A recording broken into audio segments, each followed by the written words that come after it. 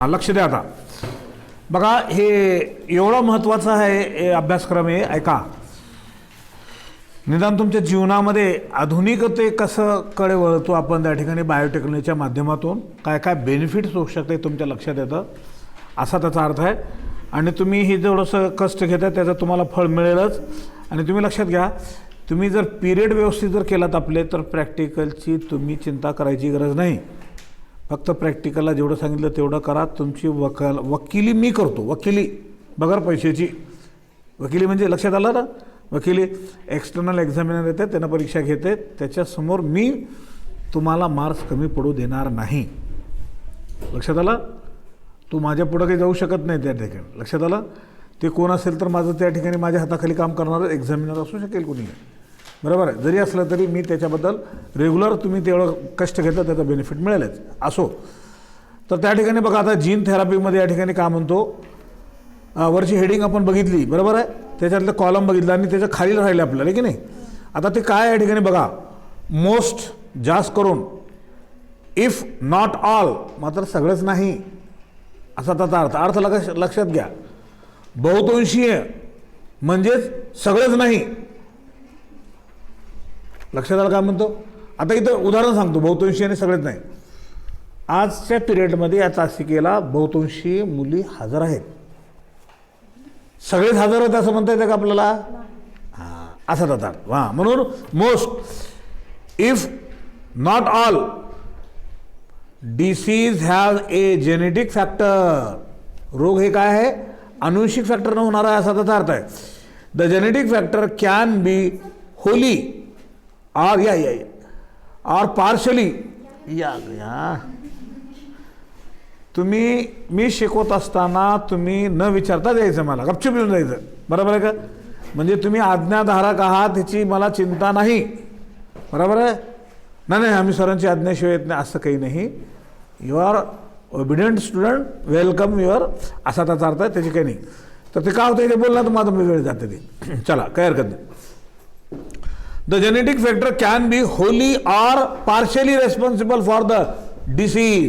अनुवंशिक फॅक्टर हे पूर्णपणे किंवा थोडक्यात हे रोग होण्यासाठी जबाबदार ठरतं. अनुवंशिक रोग आहेत काही, आणि अनुवंशिक ट्रीटमेंट सुद्धा आहे त्याला. लक्षात आलं काय म्हणतो. काही पिढ्याने पिढी होणारे रोग आहेत, बरोबर आहे. जे की कधी कधी म्हणतात बाबा BP, शुगर, हे अनुवंशिक असं म्हटलं जातं. बरोबर ऐकलं असेल तुम्ही, बरोबर आहे. अनुवंशिक आहे. तुमच्या घरात कुणी होते का, आईला होतं का, आजोबाला होतं का, चुलत्याला होतं का. हां, मग तुम्हाला त्या कालावधीनंतर ते होते. अनुवंशिकही आहे आणि एन्व्हायरमेंटली आहे. दोनही ताळमेळ लागली तर त्या ठिकाणी होतो असा त्याचा अर्थ. आता बघा त्याच्यामध्ये येणार आहे ते पुढे ते. For example, in order to such a cystic fibrosis. Cystic fibrosis म्हणजे श्वासनलिकेशी संबंधित त्रास होणे, त्याला आपण म्हणतो त्या ठिकाणी सिस्टिक फायब्रोसिस. हिमोफिलिया, हिमोफिलिया म्हणजे रक्तस्राव होणे. आता रक्तस्राव होणे म्हणजे कसं आहे, किंवा रक्ताच्या गाठोड्या तयार न होणे. खरं तर रक्ताच्या गाठोड्या शरीराच्या आत होता कामा नये. रक्त बाहेर निघत असेल तर त्या ठिकाणी व्हायला पाहिजे. समजा हाताला मार लागला माझ्या कुणाची, समजा हे रक्त सांडलं आहे आपलं, इथे त्या ठिकाणी जाळी तयार होऊन इथं थिजून त्या ठिकाणी पूर्ण ब्लॉकेज करावं लागतंय, तरच पुढचं रक्त थांबते, येणार पुढं. नाही तर तसं जर नाही राहिलं असतं तर बघा हे पूर्ण शरीरातलं रक्त पूर्ण निघून जाते माणसाचं. निसर्गाने ॲडजस्टमेंट दिलेलं आहे. तोच रक्त जर हृदयामध्ये जर शरीरामध्ये आत जर गोठला गेला तर माणूस अटॅक होऊन मरून जाते. रक्ताच्या गोळ्या जर शरीरामध्ये जर झाल्या रक्तवाहिन्यामध्ये तर ते ब्लड आपल्या हृदयामध्ये काय असतात, वॉल्स असतात, त्या वॉल्समध्ये जाऊन अडकून पडतात. अडकलं की त्या ठिकाणी अटॅक होतो माणसाला. लक्षात आलं काय म्हणतो. रक्तामध्ये त्या ठिकाणी गाठोड्या किंवा कॅलेस्ट्रॉलचे पदार्थ आपल्याला सेवन करण्यामध्ये जास्त आले, तेलकट पदार्थ वगैरे खाण्यामध्ये जास्त आलं तर त्या ठिकाणी रक्तातलं त्या ठिकाणी गाठोडा होण्याची शक्यता असते. आणि म्हणून ते होऊ नये आणि त्यासाठी ॲस्प्रिन डिस्प्रिन गोळी दिली जाते. खूप स्वस्त गोळी आहे. लक्षात आलं. मी असं हार्ट अटॅकच्या डॉक्टरला असं सेमिनारमध्ये प्रश्न विचारला होता. हार्ट अटॅक आल्यानंतर माणसाला तात्काळ काय करावं, आत्ता काय करावं. तुमच्या दवाखान्यात येईपर्यंत मरून जाते त्यांना. आत्ता काय करावं, इथे अटॅक आला त्याला काय करावं, घरातलं उपचार सांगा म्हणलं, घरातलं उपचार. त्याला सांगितलं डिस्प्रिन किंवा ॲस्प्रिन त्या तोंडात ठेवायचे, दवाखान्यात तरी जाऊ दे, कारण रक्त ते वितळते, गोठलेलं रक्त पातळ होते. ॲस्प्रिन आणि डिस्प्रिन अशा प्रकारचे ते सांगितलं, ते तुम्हाला कल्पना दिली, माहिती असा म्हणून ते. चला पुढे बघा या ठिकाणी.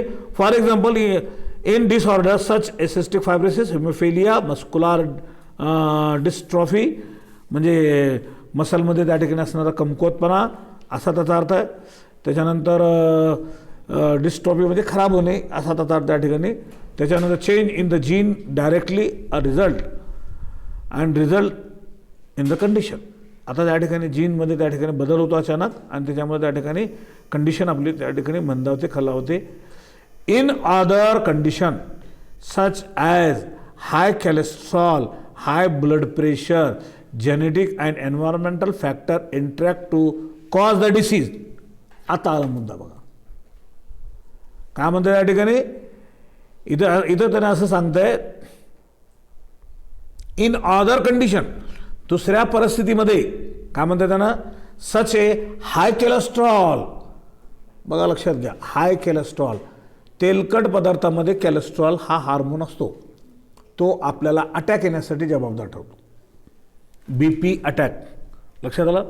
म्हणून खाद्यतेल खात असताना कॅलेस्ट्रॉल फ्री कोणतं आहे ते खाणे, बरोबर. करडीच्या तेलामध्ये कॅलेस्ट्रॉलचं प्रमाण कमी असतो इतर तेलांच्या तुलनेने.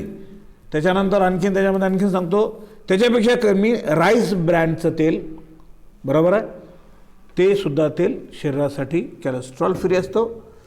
आणि तुमचं पाम तेल खूप डेंजर तेल असतं, त्या तेलापासून तर काय होतं त्या ठिकाणी कॅलेस्ट्रॉलचं प्रमाण रक्तातला वाढतो आणि अटॅक माणसाला होण्याची BP वाढण्याची शक्यता असते जास्त प्रमाण, बराबर है. मग तुम्ही म्हणता सर हम बहुत दिनों से खा रहे सर कुछ भी नहीं हो रहा हमको, तो अभी नहीं होते रहता हो. थेंबे थेंबे तले साचे, खतरे खतरे से दरिया भरती है.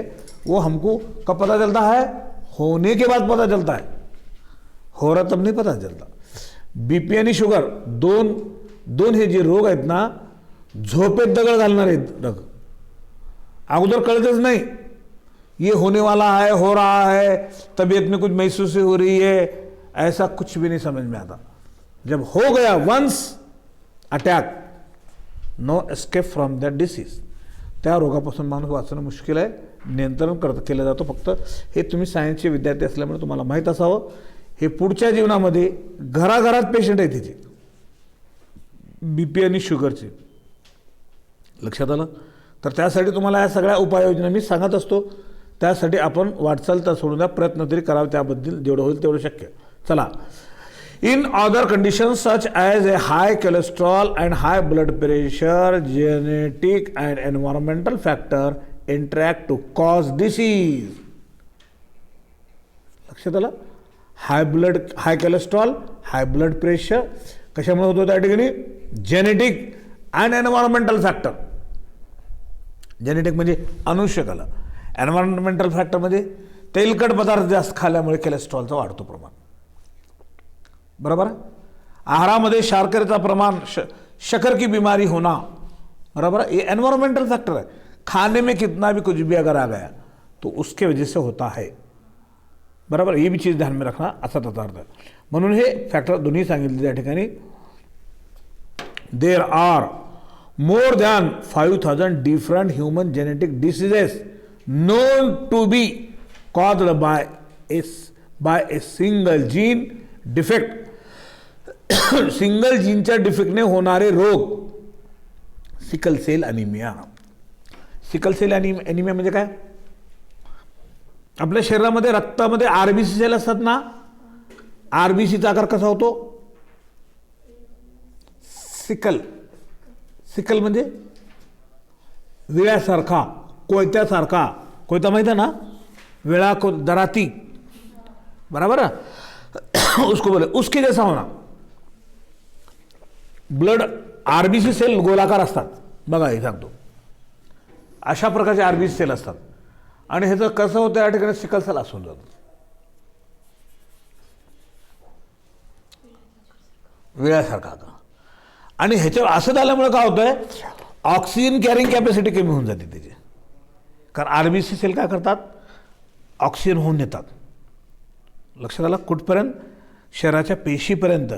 आणि हे जर तुटकं मुटकं फुटकं जर राहिलं, ऑक्सिजन घेऊन जाईल का ना? नहीं. Reduce oxygen carrying capacity.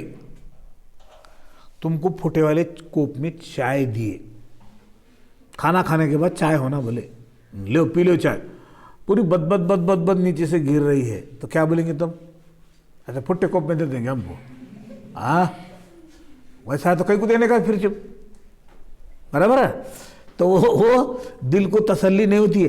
उसी तरीके से ये आरबीसी ऑक्सिजन लेके सेल तक नहीं पहुंचा सकता, तिथपर्यंत पोहोचू शकत नाही. आणि जर ऑक्सिजन आपल्याला पेशीनं जर नाही मिळालं तर काय होतंय? 1-5 मिनिट असं नाक आणि तोंड दाबून ठेवा, कळतंय तुम्हाला. लक्षात आलं? कळालं? लक्षात आलं तुम्हाला? हा त्याचा अर्थ त्या ठिकाणी. चला पुढे बघा या ठिकाणी. म्हणून या ठिकाणी सांगितलं सिकल सेल अॅनिमिया, त्याच्यानंतर थॅलेमिया. आता थॅलेमिया हा सुद्धा एक प्रकारचा रोग आहे. आणि त्याच्यानंतर त्या ठिकाणी बघा पुढे चॅसेस डिसीज, सिस्टिक फायब्रोसिस, हंटिंग्टन्स, कॉलरामध्ये असणारा प्रकार आहे हिमोफिलिया, अल्कॅप्टोनेरिया. अल्कॅप्टोनेरिया म्हणजे मूत्रपिंडाशी संबंधित दोष असणारा रोग. बराबर. मूत्रपिंड उर्दू के बच्चों को पेशाब के जरिए से होने वाला जो भी कोई दोष, मिसाली तौर पे किडनी है, बराबर है, उसके बाद में गॉल ब्लैडर है, यूरेटर है, इसके अंदर कुछ प्रॉब्लम आने को उसको बोलेंगे ऐसा. त्याच्यानंतर अल्बिनिन्स. बरोबर आहे. आता अल्बिनिन्स म्हणजे त्वचा, केस, डोळे जन्मताच रंगहीन असणे, पैदाशी रंगीन म्हणजे कलर नाही, विद्रूप झाल्यासारखा असतो तो. राईट. हां चला पुढे. त्याच्यानंतर बघा gene therapy is being used in many ways. अनेक मार्गाने उपयोगात आणलं जातं. फॉर एक्झाम्पल टू, त्याचे एक्झाम्पल बघा. रिप्लेस्ड मिसिंग और डिफेक्टिव्ह जीन्स. रिप्लेस म्हणजे दुरुस्त करणे. कुणाला करायचं दुरुस्ती? मिसिंग और डिफेक्टिव्ह, दोष असलेला जीन्स, बरोबर, त्याला काढून टाकणे. Deliver genes that speeds the destruction of the cancer cell. Cancer के सेल डिस्ट्रक्शन करतं आपल्या शरीरामध्ये. बरोबर. हे लक्षात आता. Supply the genes that causes the cancer to revert back to normal cell. काय म्हणतात? Supply the genes that cause the cancer cell त्या ठिकाणी तयार होतात.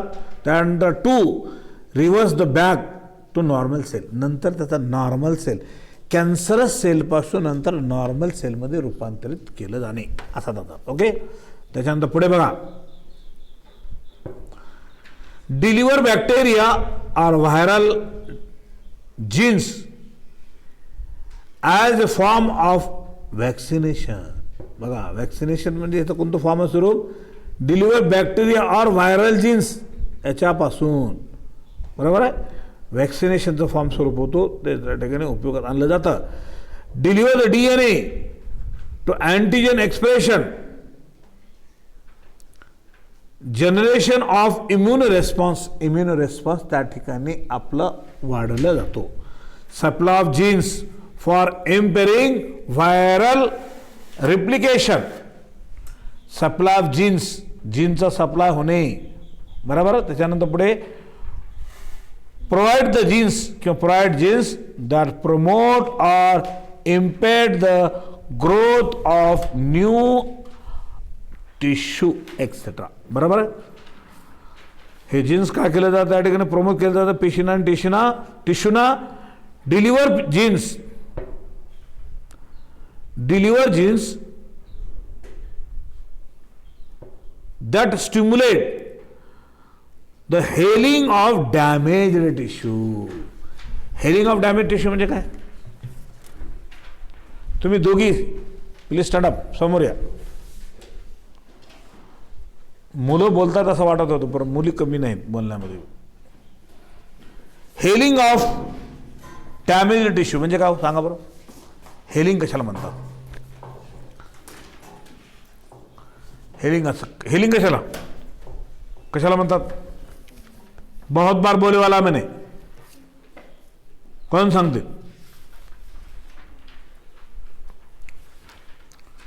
आपल्याला मार लागला हाताला कुठेही त्या ठिकाणी, ती जखम का होते? हेलिंग होते. हेलिंग म्हणजे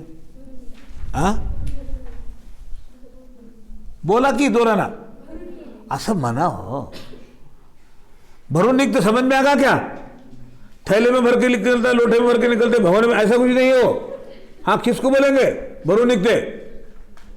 हाँ बोलो, क्या भर जाना? भर डालना, पैसे सोना चांदी कुछ. हाँ, जखम दुरुस्त हो जाना. बोलो, अच्छा लक्षात आलं का म्हणतो? हेलिंगचा अर्थ जे काही आपल्याला मार लागला असेल तर ती जखम का होते? भरून निघते. बरोबर आहे, हा त्याचा अर्थ आहे. किंवा दुरुस्त होते. काय तुम्हाला ते संदर्भ अर्थ तुम्हाला बघा तुमचं तुम्ही. त्याच्यानंतर पुढे बघा,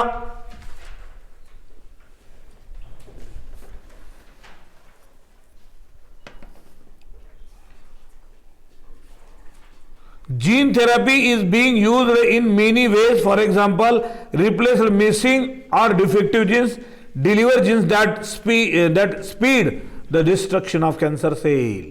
बरोबर आहे, कॅन्सर सेलनं जे काही खराब केलेलं आहे त्याच्यापासून त्या ठिकाणी होतो फायदा.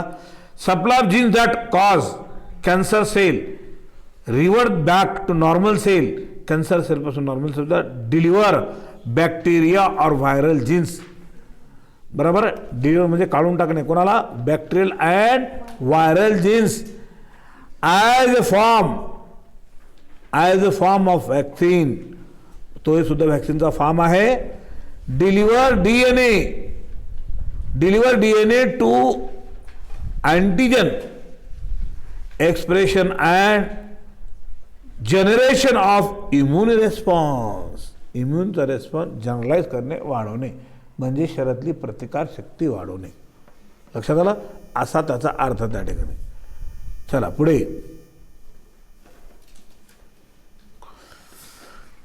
Supply of gene for improving viral reproduction. Viral reproduction म्हणजे पुनरुत्पादन होणे. Provide the genes that promote or impaired growth of new tissue or cell जे काय असेल तर त्याच्यामध्ये या ठिकाणी काय होतं बघा. प्रोव्हाइड द जीन्स, हे जीन्स थेरपी म्हणून प्रोव्हाइड करतात. प्रोमोट आर इम्पेड म्हणजे या ठिकाणी काय? अडथळा दूर करणे. बरोबर आहे, कशातला अडथळा दूर करणे या ठिकाणी? Impair the growth of new tissue, वाढत असलेल्या नवीन टिश्यू मध्ये. Full stop. Deliver genes that stimulate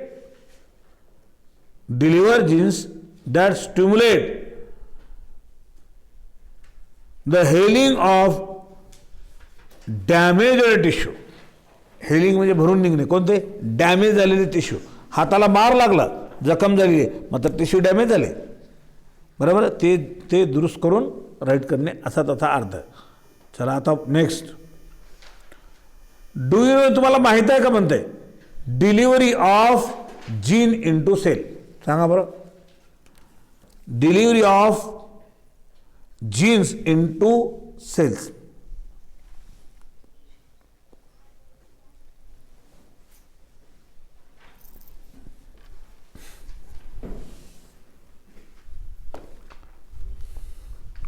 बघा, वाचतो सांगतो आता. बघा त्याच्यामध्ये, gene can be delivered by three ways. Genes हे काय, कशा 3 पद्धतीने काढलं जातं. Number 1, ex vivo delivery where cells are removed from the patient and then genes is introduced during using viral and non-viral vectors. काय वापरून? व्हायरल आणि non viral vectors म्हणजे वाहून नेणारा. लक्षात आलं? असा तर for example Parkinson's disease, neurological disorder. Parkinson disease म्हणजे मेंदूशी संबंधित असणारा रोग आहे, त्याला न्यूरोलॉजिकल डिसऑर्डर असे म्हणतात. न्यूरोलॉजिकल डिसऑर्डर म्हणजे दिमाग के अंदर का प्रॉब्लम पैदा हुआ तो इंसान पागल हो जाता. लक्षात आलं. तर मला तर वाटतंय आपल्यापेक्षा ते पागलच शाणे आहेत काही. उगा येड्याचा भेज काय नाही, त्यांना काम नाही धान नाही. तुम्हाला किती बेजारी हो, तुम्हाला आपल्याला आहे का नाही बेजारी.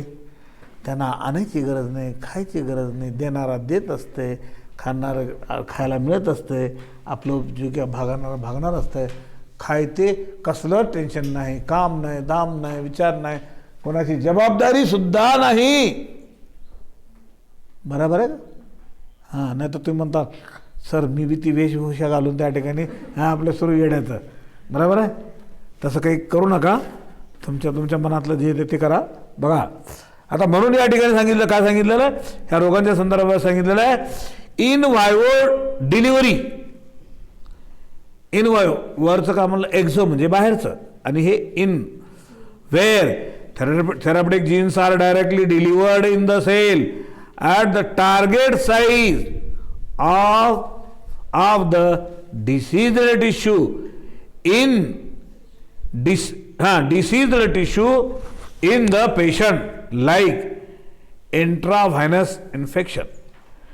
Gene to treat cancer are infected directly into tumor. Direct tumour म्हणजे मॅलेग्नंट, तिथूनच कॅन्सरची सुरुवात होते. यूज ऑफ व्हायरोसम्स, त्याला आपण लिपोसोम्स असं म्हणतो, प्लस इनॲक्टिवेटेड HIV. बरोबर आहे. Bionic clip are the other methods of gene therapy. हे दुसरे सुद्धा जीन थेरपीचं उपयोग आहे. म्हणजे जीन थेरपी म्हणजे काय, जीनचा वापर करून ट्रीटमेंट करणे, शरीरातला व्यंग दोष दूर काढणे. मला चला काय म्हणते, काय म्हणते, हां डिलिव्हर्ड म्हणजे ते त्याला पूर्ण परावर्त करणे, देणे, सोडणे, त्याला त्यापासून मुक्त होणे असा त्याचा अर्थ. ओके. त्याच्यानंतर फॉर्म्स ऑफ जीन थेरपी. आता जीन थेरपीचे फॉर्म स्वरूप म्हणतात त्याला. फॉर्म म्हणजे आता फॉर्म भरायचं म्हणताल बरं, कोणतं तरी फॉर्म भरायचं ते नाही, स्वरूप असा त्याचा अर्थ आहे. A germ line gene therapy. काय या ठिकाणी म्हणतो बघा, germ line gene therapy. In this method healthy genes can be introduced into the germ cell like sperm, eggs, early embryo. याच्यामध्ये सोडलं जातं ते. बरोबर आहे. मग it is allowed transmission of the modified genes information to next generation. बघा असं असताना it is highly effective in counteracting the genes disorder. It is not encouraged for application in human being, helping due to a variety of technical and ethical reasons. बरोबर आहे. हे जे काही technical आणि ethical reasons जे आहेत कारण, बरोबर आहे, म्हणजे टेक्निकली दृष्ट्या आणि वैज्ञानिक दृष्ट्या सुद्धा हा खूप अशा पद्धतीनं बेनिफिशियली ठरतो असा त्याचा अर्थ आहे. B somatic cell therapy. आता सोमॅटिक सेल, बॉडीचे सेल सुद्धा ते थेरपी म्हणून उपयोगात आणले जातात. In this type the gene is introduced in only in somatic cells like bone marrow gel therapy, bone marrow cells, hepatic cells. आता हिपॅटिक सेल एक प्रकार आहेत पेशींचा, हे आपल्या लिव्हरमध्ये असणारे हिपॅटिक सेल आहेत. आणि fibroblast, endothelium, pulmonary epithelium cell, फुफ्फुसाशी संबंध असणारे त्याच्यामध्ये, central nervous system, endocrine cell, smooth muscle cells of blood vessel walls, full stop, modification of somatic cell only affect the person being treated and the modified chromosome cannot be passed on the future generation. पुढच्या पिढीमध्ये pass होणारा असा त्याचा अर्थ आहे. Somatic cell genes therapy is only feasible options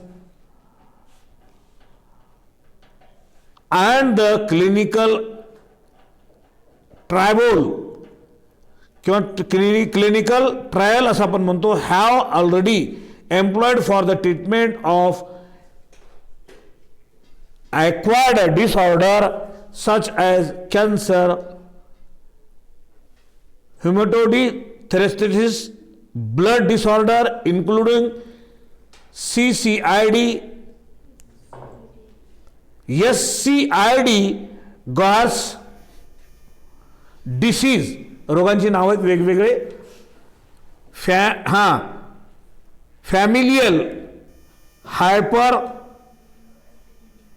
कॅलेस्ट्रोमिया, haemophilia, phenylketonuria, cystic fibrosis, sickle cell anaemia, Duchenne, muscular dystrophy, emphysema, thalassaemia etcetera इत्यादी हे सर्व अनुवंशिक रोग आहेत आणि हे अनुवंशिक रोगाच्या माध्यमातून आपल्याला अनुवंशिक जीन्स डेव्हलप करून यांच्यावर ट्रीटमेंट करून आपल्याला याला जीन थेरपी आपण असं म्हणू शकतो, असा त्याचा अर्थ आहे. ठीक आहे. इथे 1:45 झालेले आहेत. नंतरच्या तासिकेमध्ये आपण